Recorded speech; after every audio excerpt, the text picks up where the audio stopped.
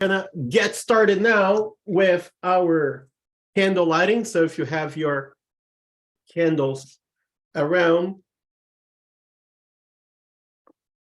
Baruch atah Adonai Eloheinu melech haolam asher kidshanu b'mitzvotav v'tzivanu lehadlik ner shel Hanukkah.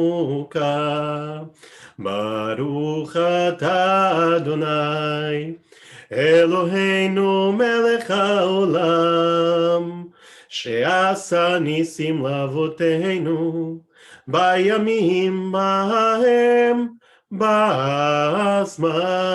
הזה.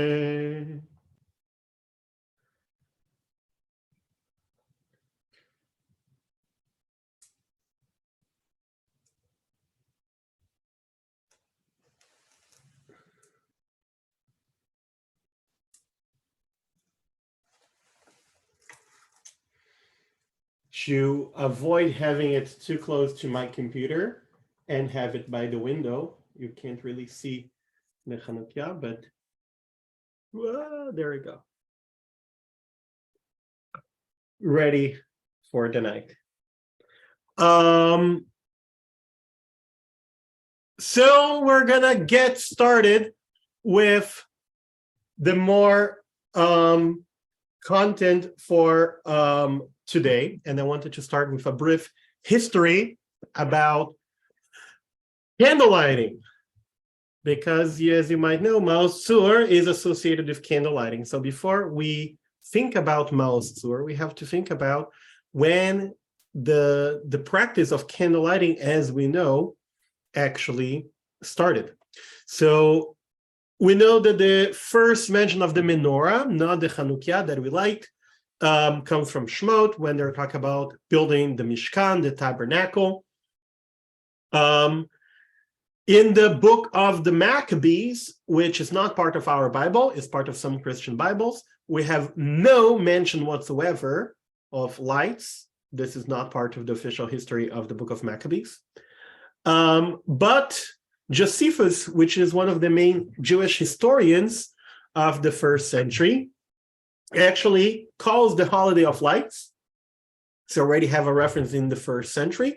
But until that time, no one knew about the relationship between lights and the story of Hanukkah. So the Talmud, which was edited by the 5th, 6th century, but has texts from early on, this is probably an earlier text, says that the basic mitzvah of Hanukkah is to light one candle, one for the entire house. You don't need a Hanukkah.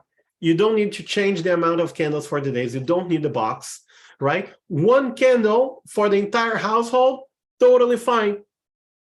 But we have the mehadrin, the people who are meticulous. They actually do one candle per person in the house. So not a Hanukkah per person in the house, but just one candle per person in the house. Some people have this practice for Shabbat. Everybody do 2 candles and then you add 1 per person in the house. Some people have that tradition as well. And then the mehadrin, mina mehadrim, those who are even more meticulous, they do something like what we do today. So the tradition we kept today is actually the top quality of performing the mitzvah. Beit Shammai says that we start on the first day with 8 candles, second day 7, 6, 5, 4, 3, all the way to 1. Any ideas why someone would light the candles this way? Because Go ahead, Fred. I'm guessing that it's less miraculous each one of those extra days, something of that nature. That on the first day, the fact that it was going to burn 8 days, that's the miracle. But by the time you get to the 7th day, it's already burned 7. So the nace is only that it burned yet another day. They're trying to be more historically accurate, where it started with a lot of oil, right? And the oil lasted for 8 days, but there was less oil as it went through all the 8 days, right? Hillel is the one that says 1 and on, and the reasoning he uses for that is a concept that is going to be used for many other things in rabbinic minds, which is Ma'alim bekodesh ve'ein moridim. We always grow in holiness. So it looks bad that we're in a holiday and every day it just gets darker, like it's not fun. So we want to keep growing in holiness and growing and growing. So this is actually the reason why Hillel won.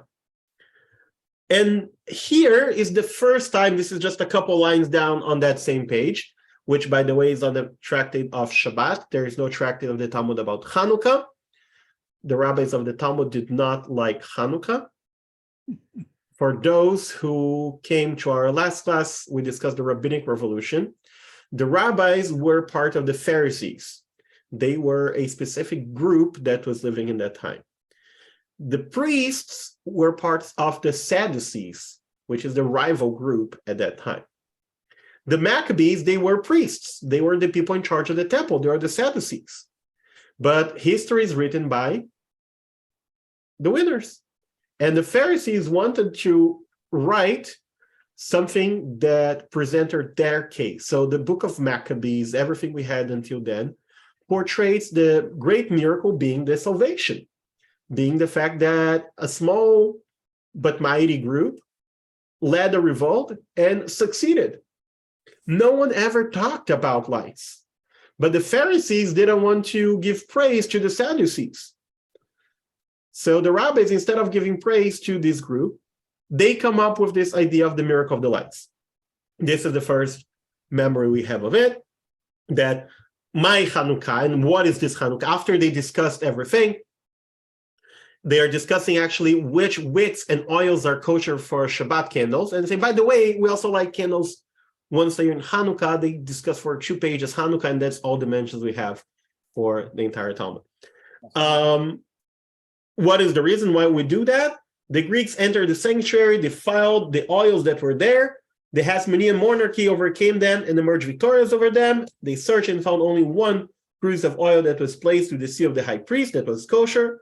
And there was sufficient oil to the light for 1 day. A miracle occurred, and they lit the candelabrum for 8 days.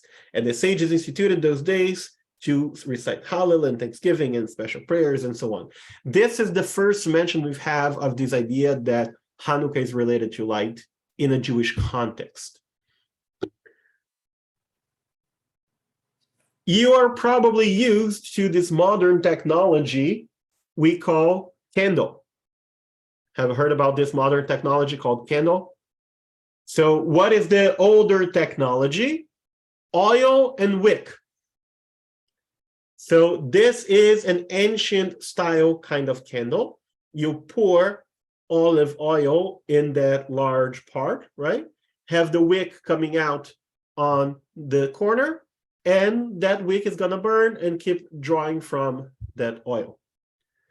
And they would place lamps like that outside of the house. So as we're saying that the mitzvah could be just 1 candle, they'll place something like that outside of the house, a new one every day, and that'll be good.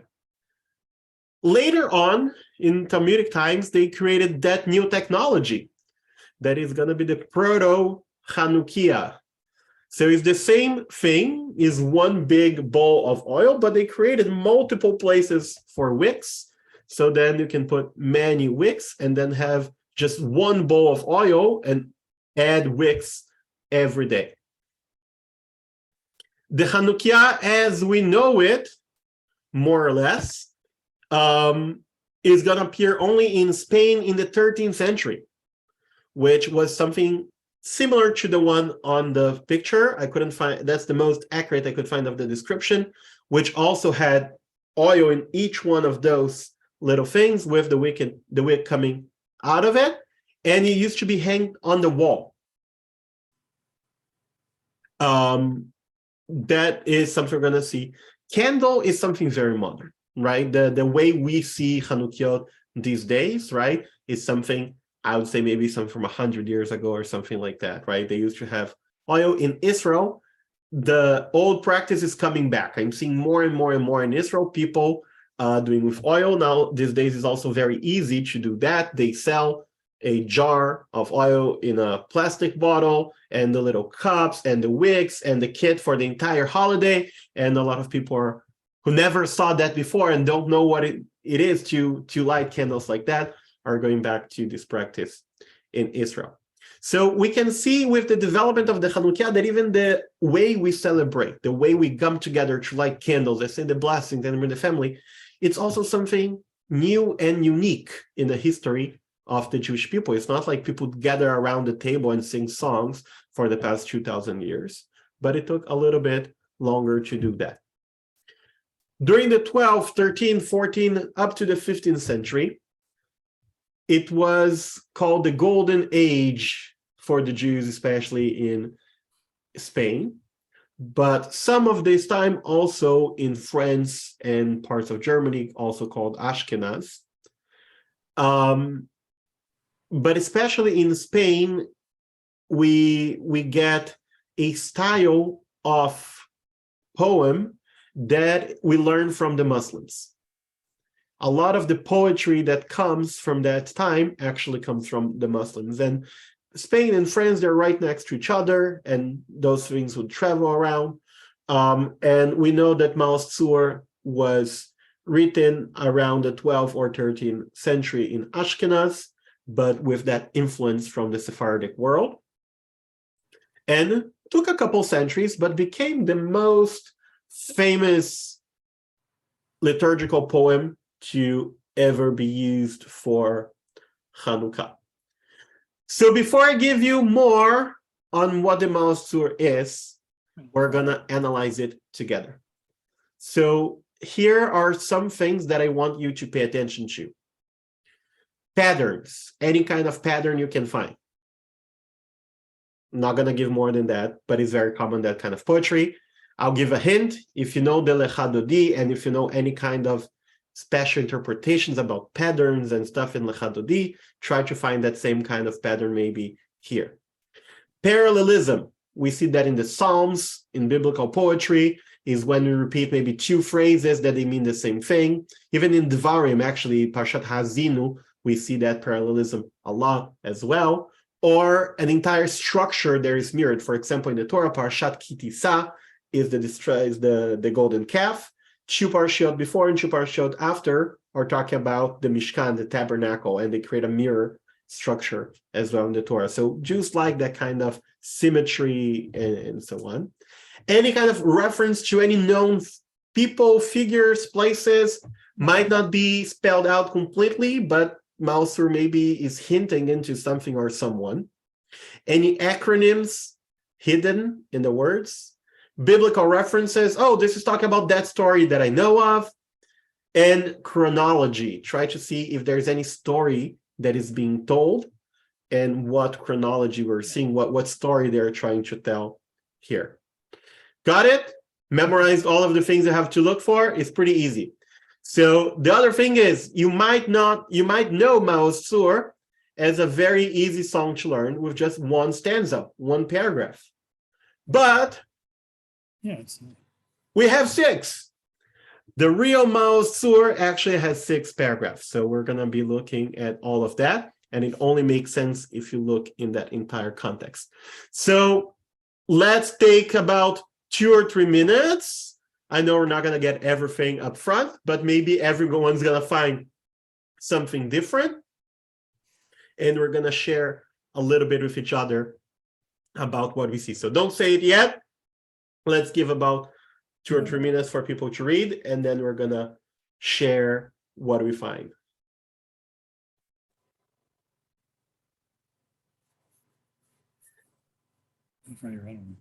And of course, there are things that we can only find in the Hebrew.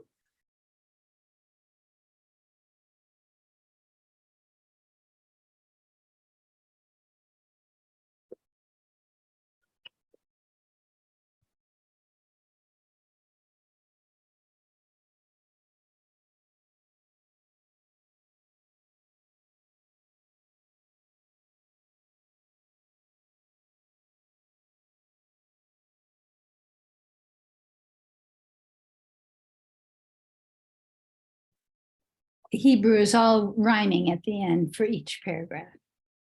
So there's rhyme.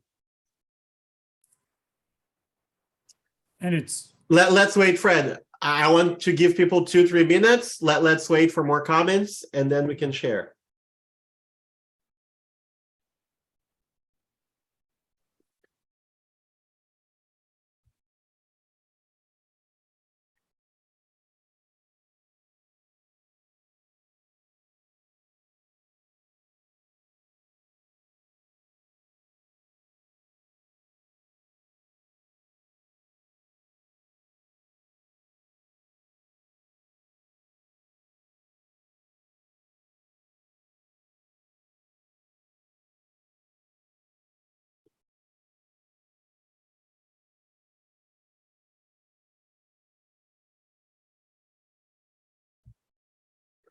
Thirty more seconds.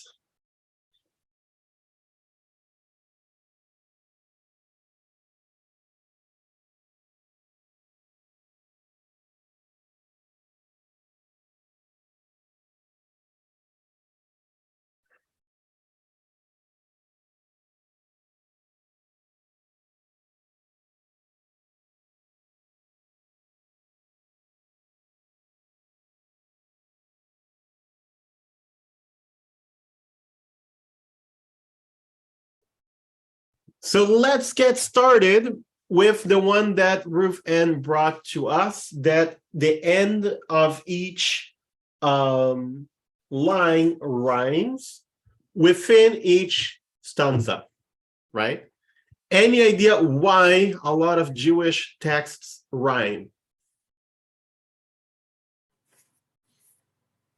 because they're poems.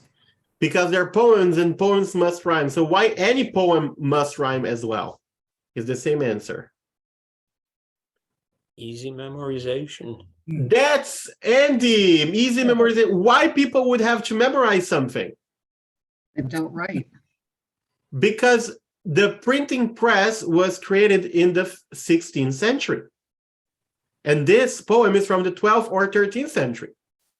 So maybe they had a couple copies that very expensive parchment was used for that by a very expensive copyist. But how many copies we had of each thing? Imagine the Mishnah. It's also written in ways that is easy to memorize. Talmud not so much, but the Mishnah is. It's a common device in oral traditions to help people memorize it. Other things to help people memorize it. Let's stay a little bit with the Hebrew. Let's see if anyone got anything else on the Hebrew that they want to share, because before we go into the content, let's try to look to the form a little bit. I know that the end of them rhyme, great, but how do I know what's the order of the paragraphs? Which is the first, which is the second?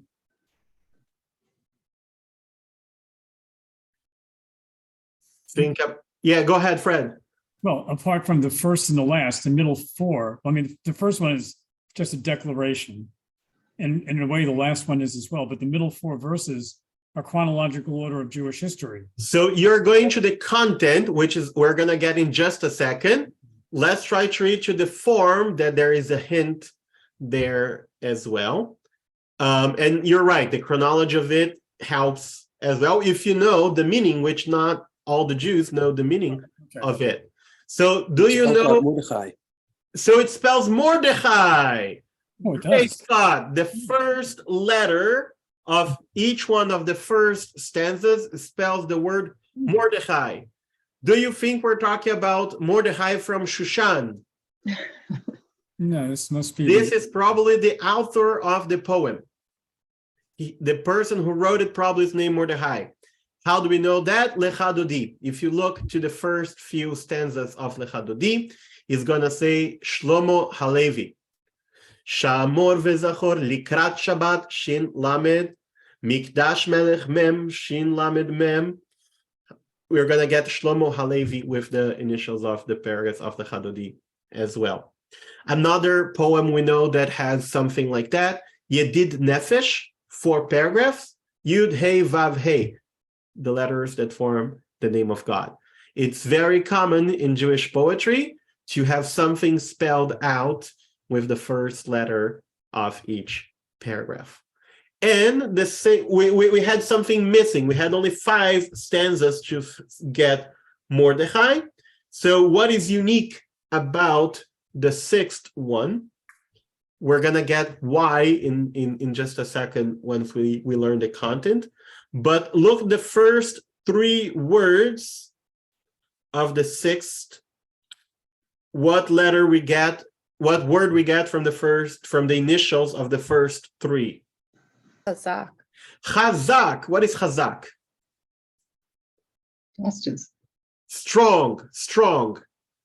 Chazak, chazak, venit chazek. We say that when we close a Torah, a book of the Torah, right? Strength, let us be fortified. So chazak. Hasrof zroa kodshecha. Oh, right. What is zroa? Arm. Arm, that we also use in our Passover Seder as the neck, right? But originally zroa means arm. And what biblical passage connects zroa with chazak?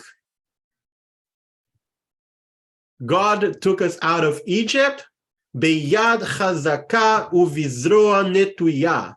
And God took us out of Egypt with a strong hand and an outstretched arm, right? So we have the word zroa and the chazak there. So there are a lot of hints that we can find in biblical poetry in general.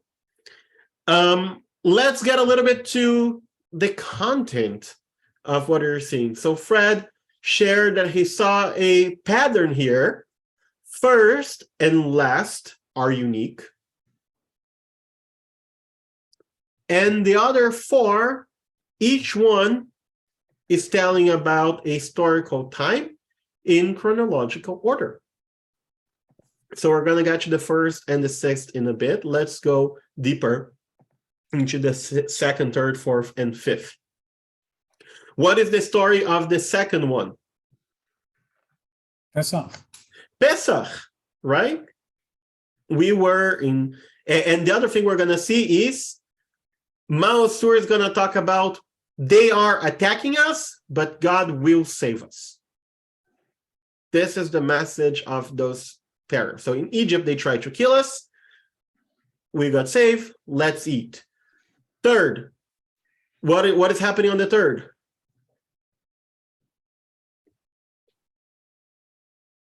The destruction of the temple. Destruction of the first temple by the Babylonians in 586 BCE, right? Zerubbabel was the leader of the Babylonians. He brought me to his holy abode, right? We're talking about the temple. But the oppressor came and exiled me, right? The idea of Galut, of diaspora, the first time we were exiled from our land, is the first Babylonian exiles, and because he served strange gods, right?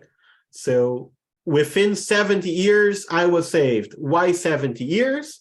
Because the Persians conquered the Babylonians in 70 years. The famous Cyrus the Great, the Persian emperor, and the Persians had a different way to master the people that they conquered. Therefore, you can go back as long as you're sending taxes. I don't care. You can go back home, right? So instead of having them captives like the Babylonians did, they let the Jews go back home, but they had to pay taxes to the Persians. What happens in Persia? Purim. So the Agagite son of Hamedata. Who are we talking about? Amen. Come on. Boo! Come on. In the Megillah, they say Aman Ha'agagi ben Hamdata, right? Why Ha'agagi? What's the meaning of the term Agagi? There was a kingdom called Amalek that we were told to destroy them because they tried to attack us in the desert from the back. King Saul the first king of Israel, is sent to kill Amalek, but he kills everybody but King Agag, and he brings him as a captive. And this is why he's no longer the king. David was not Saul's son, right? David was chosen to be the king because Saul had failed to fulfill God's words, which Saul should have killed everybody, but he protected King Agag and brought him as a captive. And probably this is how the seed of Amalek was still alive, and that's how Haman came to be, because he didn't fully destroy the people of Amalek. So we have this connection. Haman, son of Agag, he's not directly son, but a descendant of Agag. And then we have a summary of the story of Purim that ends with Haman and his sons being hanged upon the gallows, right? That's how the 9th chapter of the Megillah ends. What is the next one? Hanukkah. Finally, we're talking about Hanukkah. In my shul growing up, one of the Chazanim really liked to sing that paragraph. So we always did only Maoz Tzur, Yeshu, just the first one. And then he would do just the 5th. He'd skip. We never sang any of the others, but he'd sing the 5th because that's the one about Hanukkah. Then the Greeks gathered against me in the day of the Hashmonaim. They broke down the walls of my towers and defiled all the oils. But from the last remaining flask, a miracle was wrought for the Jews. Therefore, the sages of the day ordained this 8 for songs of praise. So this is the summary of the story of Hanukkah. As you can see, the translation that I got has some marks. So let's see if there is anything we forgot. So, here there's a mention about Mordechai. Here. So here, interesting. The translation says Jews here. In the Hebrew, says Shoshanim, the roses or the lilies, depending on the translation you get. That's a common endearing way of calling the Jews. And here, with the last paragraph, we're going to start getting a little bit more into why Maoz Tzur exists. So remember, it was written in the 12th, 13th century. And I mentioned to you that was the golden age, and the Jews were learning things from the Muslims. Who was the problem? Crusaders. Crusaders, the Christians. The Christians were the problem. Also because Islam has a more similar theology and practice with Judaism than Christianity. The monotheism is more clear in Islam.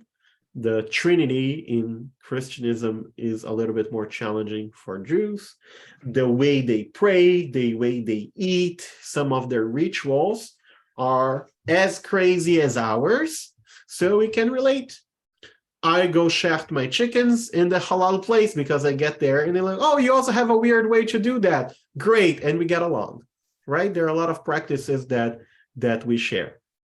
I'm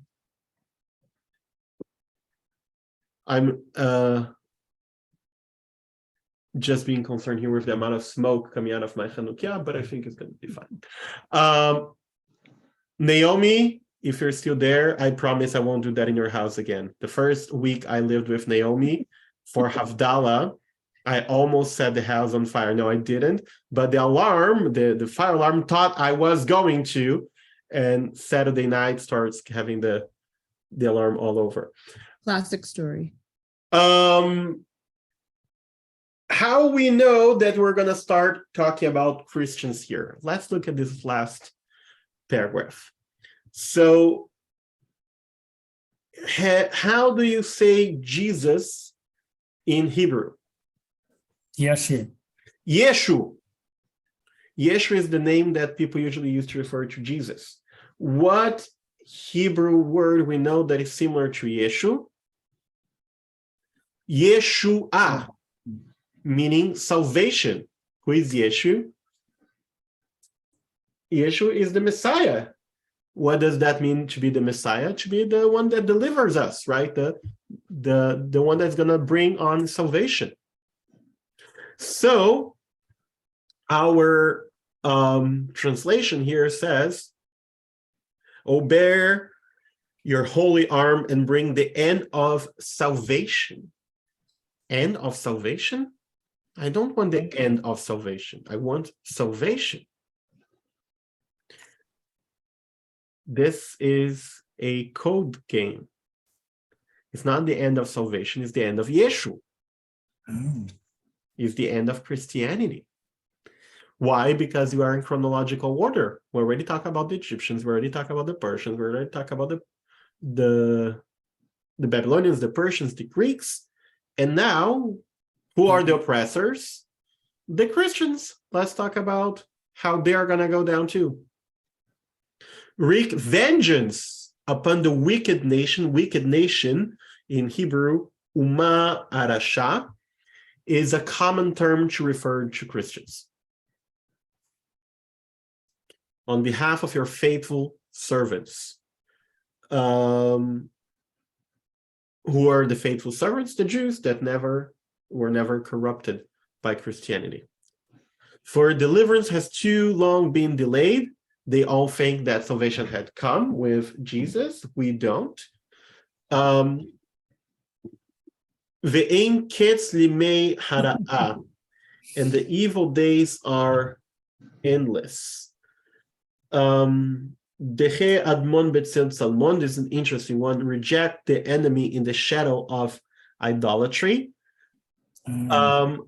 So Sil or Tselim, that is in Salmon, Sil means shade, but comes from the same root of Tselim, which means image. So we say that humans were created Betselim Elohim, in the image of God, right? Tselim Elohim is in Bereshit, in the beginning of the story of creation. So what is that image that you're talking about? Sometimes referred as an idol. In medieval Hebrew poetry, Tselim is the cross. Like when you say the symbol, you mean the cross. Is another code name. There is a rabbi. Let me see if I can find here the name of the city. In Hungary, there is a city called Deutsche Kreuz. I'll put here the name so those who have better German than mine can try to say it. What's happening here? I'm putting here in the chat how we say it. I just saw Naomi's question. I'll get you in a second. Who raised their hand? Scott. You're muted. You're muted.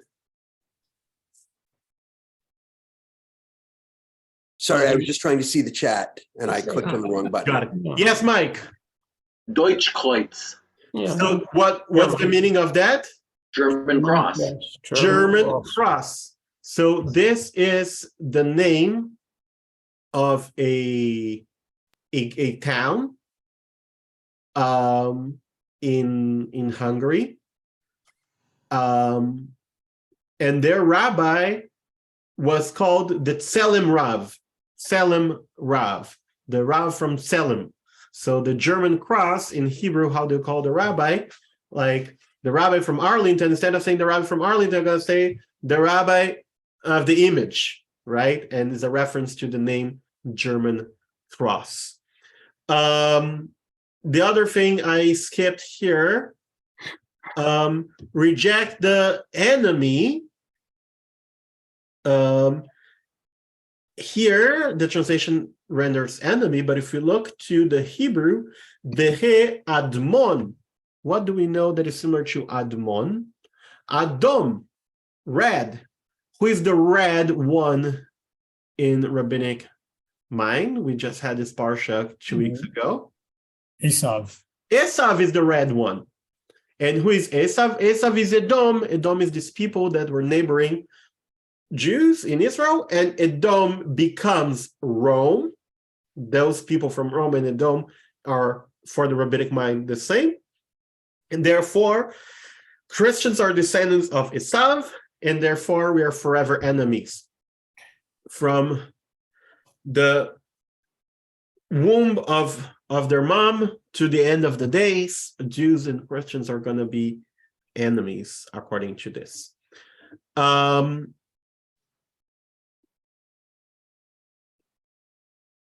And here in the very end, there is a shepherd being the redemption. This is a reference to this text in Micah that the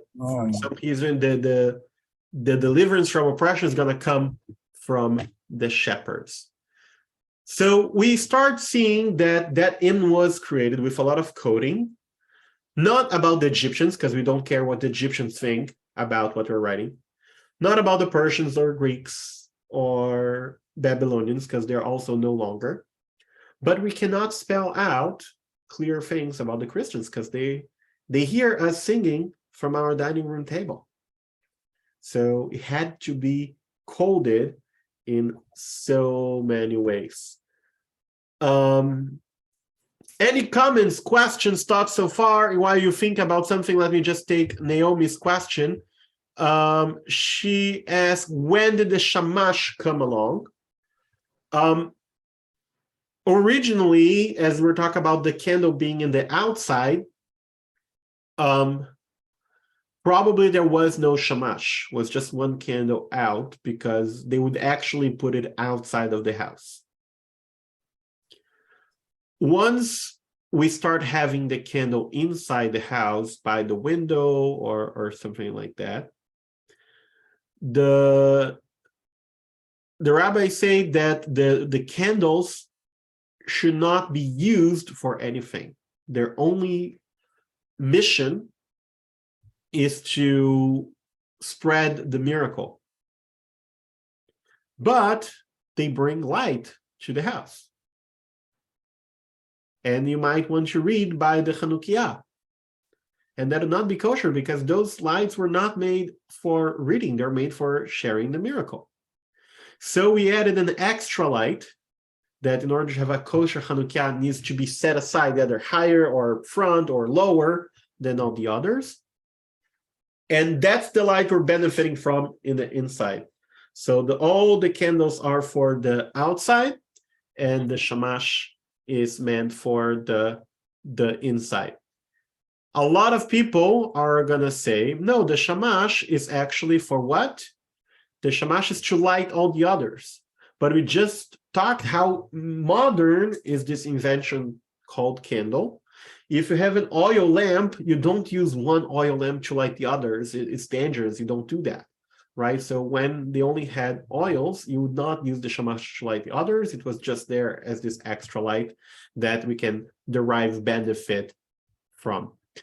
Deborah. I'm wondering about the first stanza, now that we've done the sixth, and whether there's any coding in it. I'm especially wondering about the barking foe.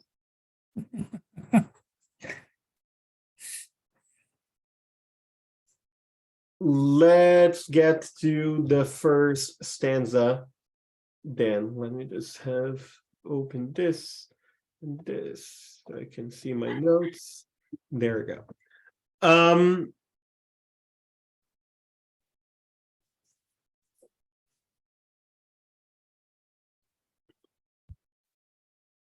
The first stanza, what is that doing? This is setting up the scene. We're going to talk about all these people who tried to destroy us, correct? But how were we saved from all of them? God. So we have to establish from the beginning who is the real savior, right? We are talking about the end of salvation, meaning the end of Christianity. But the real salvation comes from Maoz Tzur Yeshuati, Yeshu, right? So God is my salvation. We establish from the get-go who is the proper salvation, the proper object of praise and adoration in there.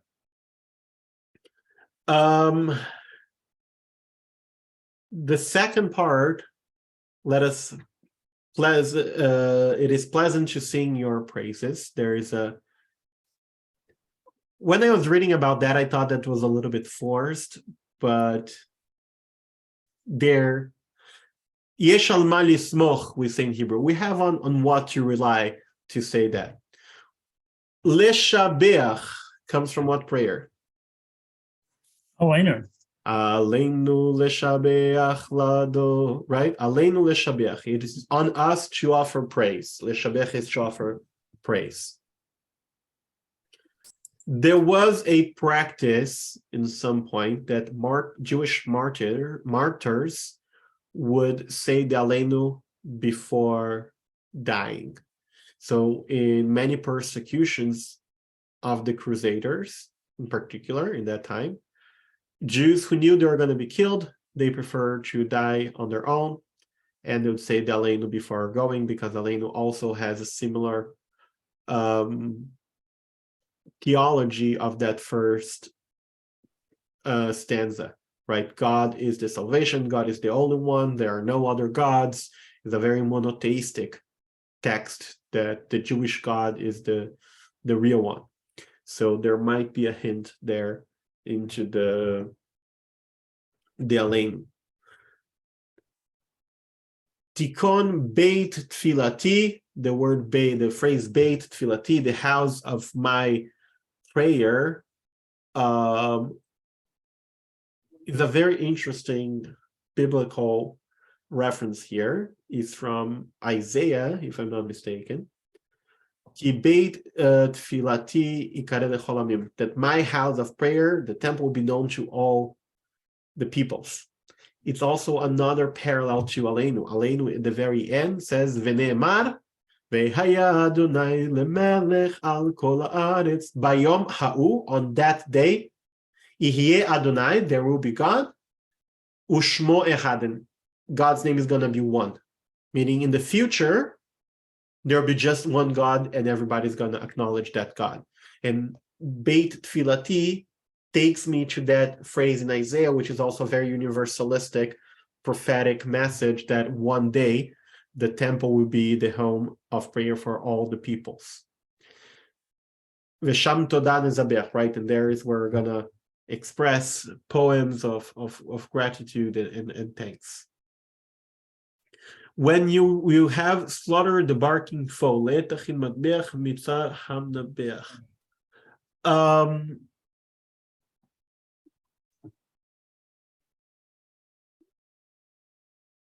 I would read the enemy here probably as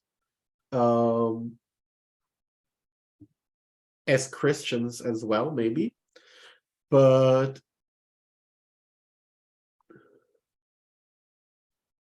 it's not. I think here they try to live it a little bit like that. I think the idea of slaughtering is connected to the original sense of Hanukkah, which we were talking about that this morning in the Minyan. Hanukkah is Sukkot in the winter. We probably were not able to celebrate Sukkot because of the war. Right? It's not like the war only took 2 days. Imagine how long the Greeks were surrounding and the Jews were fighting, and you have to bring a lot of animals to be offered at the temple. Probably we did not have Sukkot during that year. The 3 major holidays during that time were Pesach, Shavuot, and Sukkot. Rosh Hashanah and Yom Kippur are going to become more important holidays only later on in our tradition. In the times of the temple, those 3 are the main ones. So Hanukkah, literally the meaning of Hanukkah, is inauguration or re-inauguration. When someone comes into a new home and you want to come and everybody's going to celebrate and all of that, we call that Hanukkah Beit, inauguration of the new home. So this is probably talking about the Maccabees coming back to the temple and performing, re-inaugurating the altar of slaughtering in the temple, where they would be able to celebrate Sukkot. And that's how I read it. But there is one challenge with that reading. The first and the last one are written in present tense. The second through the fifth are written in past tense, which also helps to connect maybe that enemy being the Christians and making the first and the last being talking about Christians, because they are the present challenge. They are the present enemy. This text is talking about the here and now, while the others are being clear about past things that happen.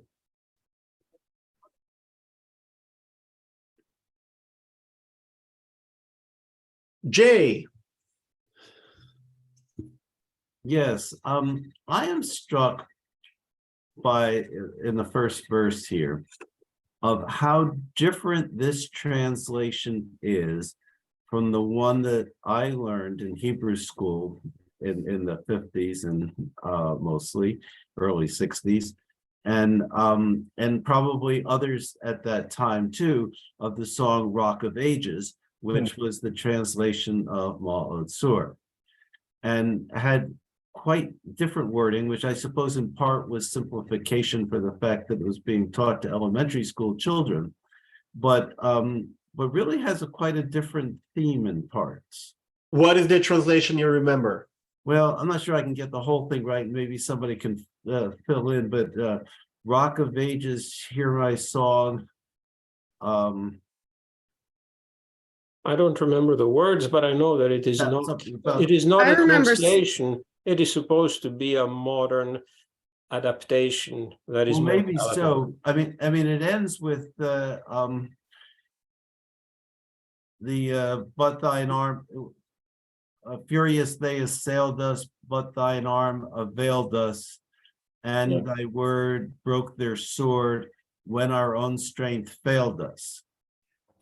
And Andy, you may well be right that this was never really intended to be a literal translation, but it was certainly the way it was taught as to the to people who knew how to daven but didn't really know how to translate Hebrew, and so this was what we were taught is kind of what the meaning of Maoz Tzur was. That essentially that God saved us in many circumstances, and that God's power was what was essential when we weren't able to save ourselves. Was there a melody that went with that? Yeah, the same melody as to Maoz Tzur. They use the same melody. Beautiful. So that helps to know the following. A couple things. In order to make the same melody work for texts in different languages, the higher are the chances that you have to modify one of them, because the literal translation will not necessarily fit the metric in another language, right? So if you're using the same melody, you had to readjust that. So Hanukkah or Hanukkah in Yiddish and in English are a little bit different, right? Because it's the same melody, but you have to adjust to the rhymes and the metrics and so on. But there is one thing you mentioned that I think helps us also know that the people who wrote that English version knew all the verses of Maoz Tzur. You mentioned something about how they all tried to kill us and we still prevail. That has nothing about that in the first paragraph, but this is what the rest of the song is all about. So in that version, they added that element that is a hint to all the other parts as well. Yeah, Anna's come up with here the words, which were more or less, as I said, a couple of words I had forgotten. But you're right that it was designed to rhyme in English, Yeah, so it has to be Okay. different. and so therefore it has to adjust. But it was really, to me, the theme it was really quite a bit different. And I'm just saying, I'm not saying that it's accurate.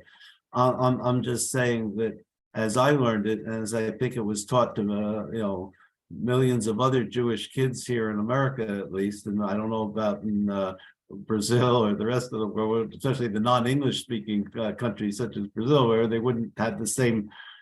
It would need to rhyme in Portuguese if they were doing the equivalent thing, but that struck me as an interesting difference. Yeah. So I'll tell you a secret. We would not have that rhyming in Portuguese because the idea of translating things to the native language so people can understand is a unique thing of American Jews. Jews from all over the world, we just sing in Hebrew. We don't translate it. It doesn't mean that we understand the Hebrew, but we don't have enough people with enough creativity and that also to write those. And the second element is, probably some of you might have heard me talking about that, and has everything to do with Hanukkah. There is a sociological phenomenon that has two names.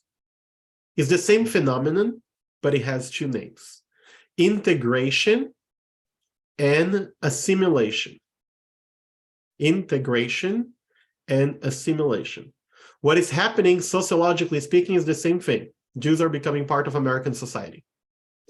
If we like the result, Jews know English and can go to college, we call integration. If we don't like the result, interfaith marriage, we call assimilation. It's the same sociological phenomenon. We're becoming part of the society.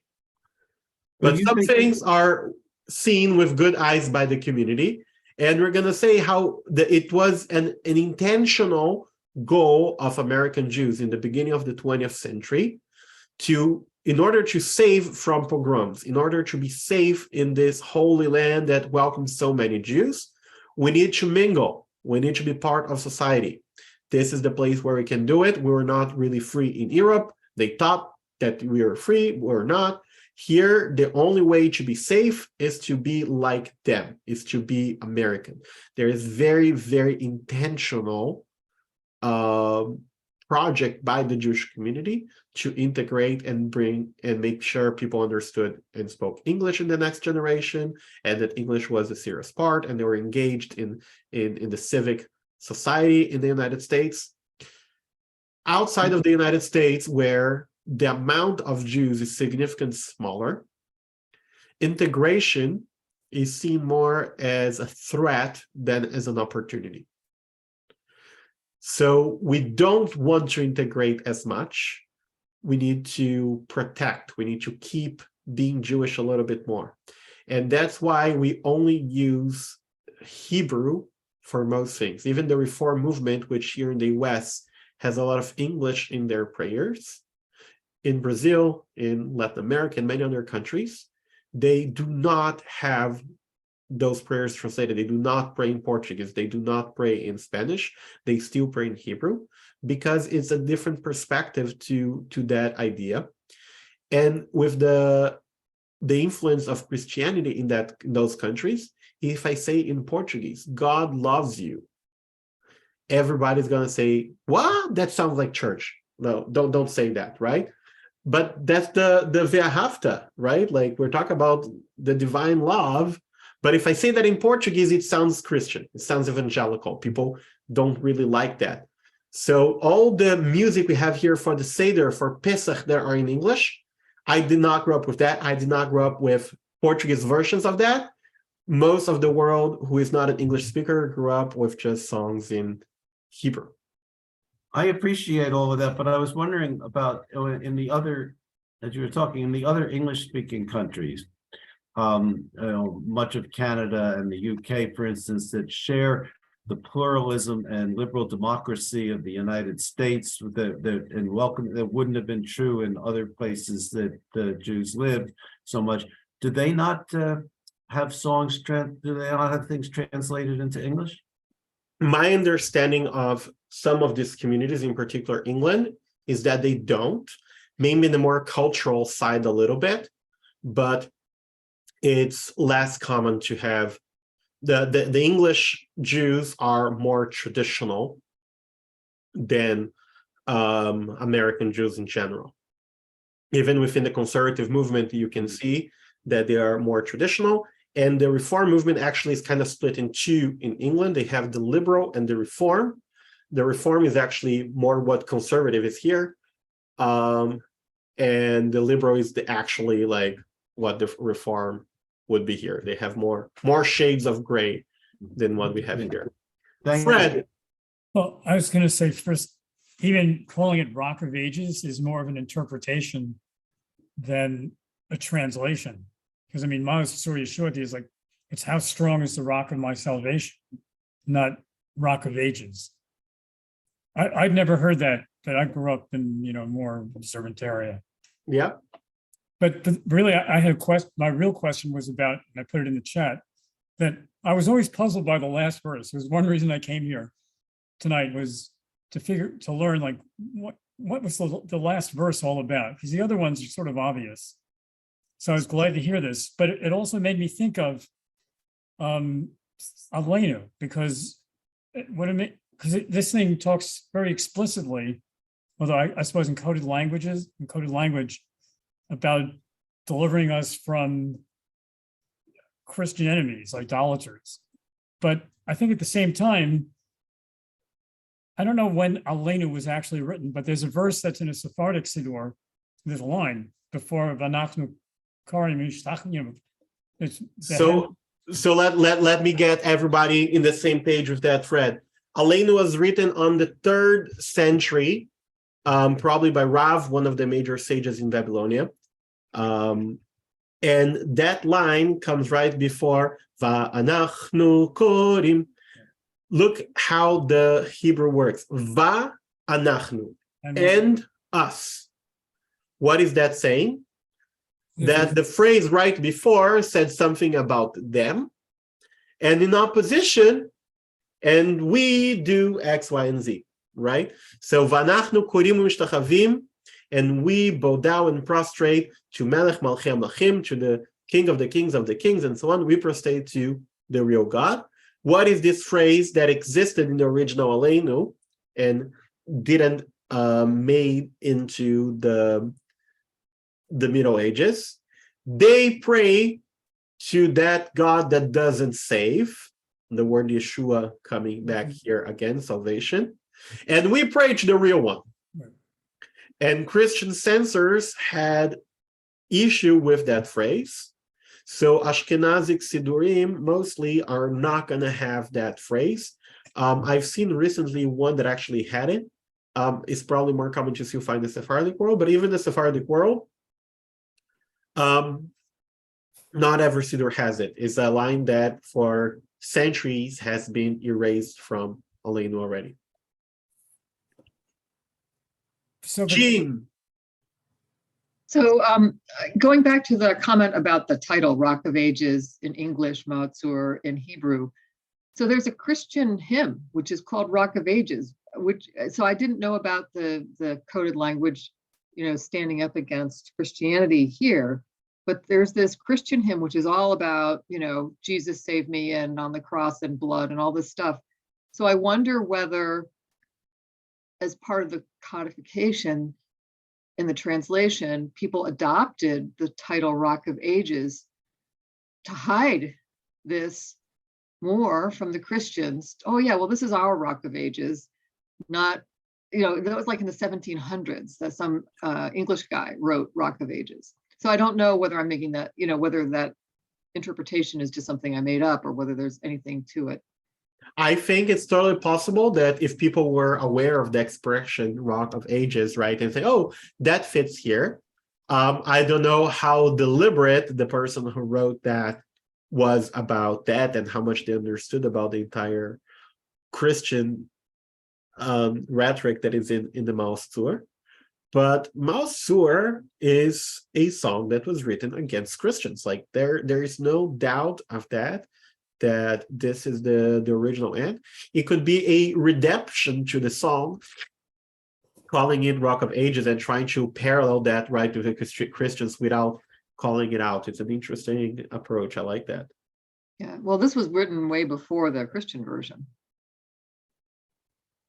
I don't know what melody they use. I just know that there's a Rock of Ages that's a Christian version, and you can look it up, and it's got every Christian symbol about Jesus you've got there.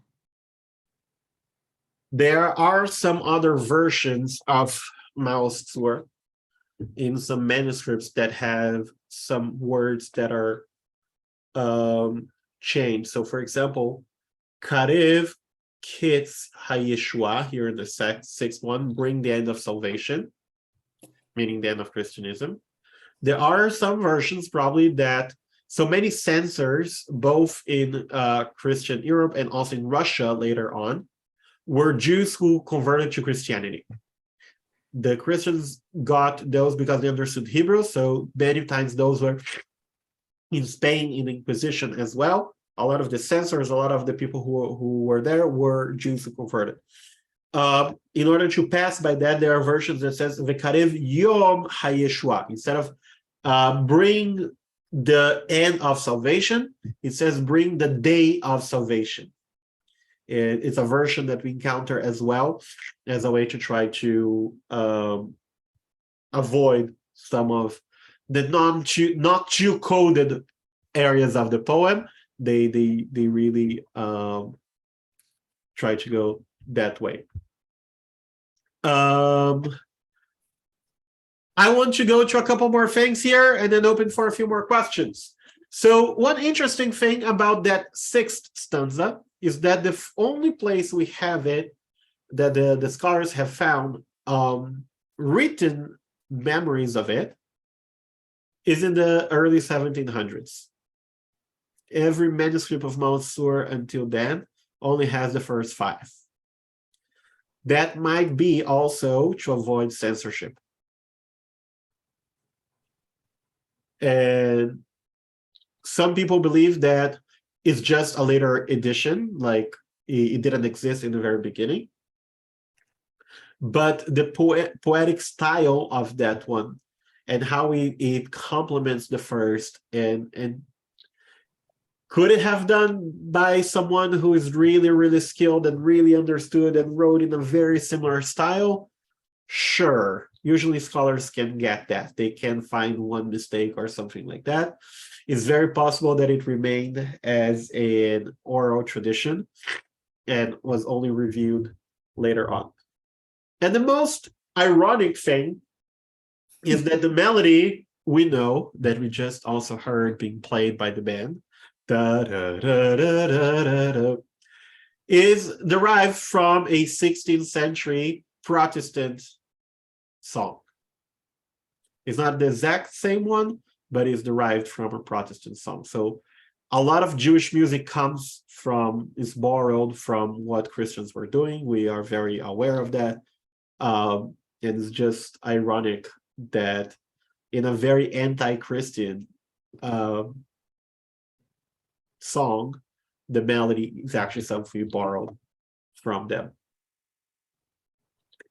Any other questions we have about Maoz Tzur, Hanukkah, or anything related?